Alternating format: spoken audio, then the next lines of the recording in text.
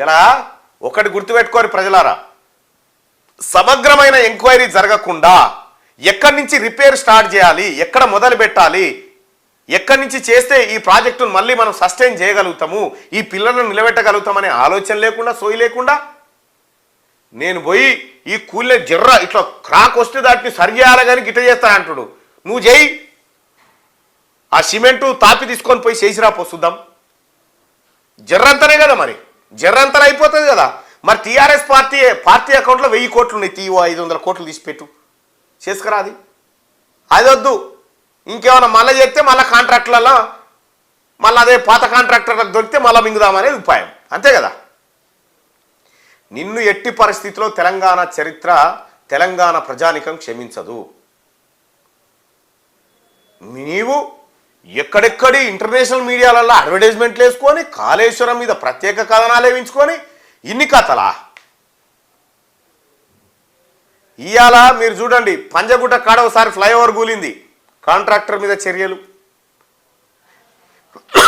ఎక్కడైనా ఏదైనా పొరపాటు జరిగితే ఆ సంబంధిత కాంట్రాక్టర్ మీద చర్యలు తీసుకుంటారు. ఓ చోట చిన్న బ్రిడ్జి కూలితే మంత్రి రాజీనామా చేసిండు. మీ అయ్యా, ఆ తర్వాత నువ్వు, హరీష్ రావు, కవిత, సంతోష్ రావు మీరు జైలుకు పోవాల్సిందే, ఇంకొక ఆప్షన్ లేదు. ఆడికి పోయి నువ్వేదో సానుభూతికి నువ్వు పోవాల్సిందే ఆడికి. అందుకే కాంగ్రెస్ గవర్నమెంట్ వెంటనే పర్మిషన్ ఇచ్చింది పోయి చూస్తామంటే. పోయి ఈత కొట్టురాన్లా, ఇంకా పోయి జనానికి ఏం చెప్తావో, ఏం ప్రెస్ మీట్ పెడతావో పెట్టాడా చూద్దాం.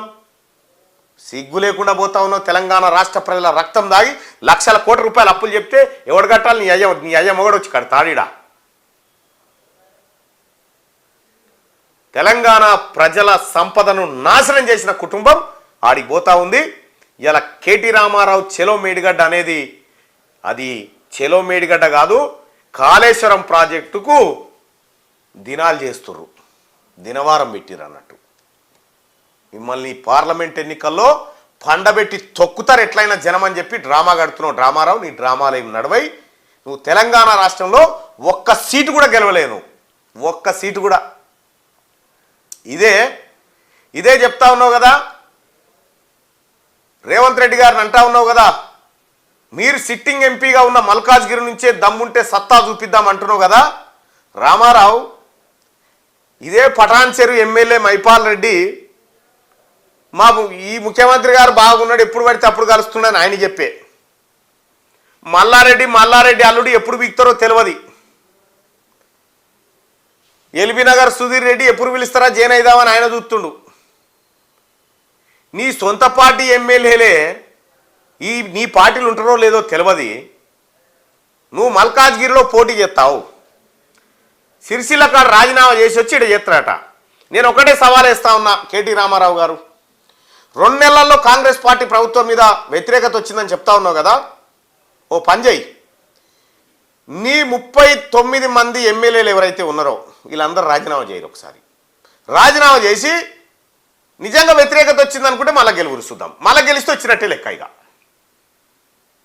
ఇది కాంగ్రెస్ పార్టీ కార్యకర్తగా తీన్మార్ మల్లన్న నేను సవాల్ చేస్తా ఉన్నా, క్యాంపెయినింగ్ కమిటీ చైర్మన్గా. నువ్వు స్వీకరించి సవాల్.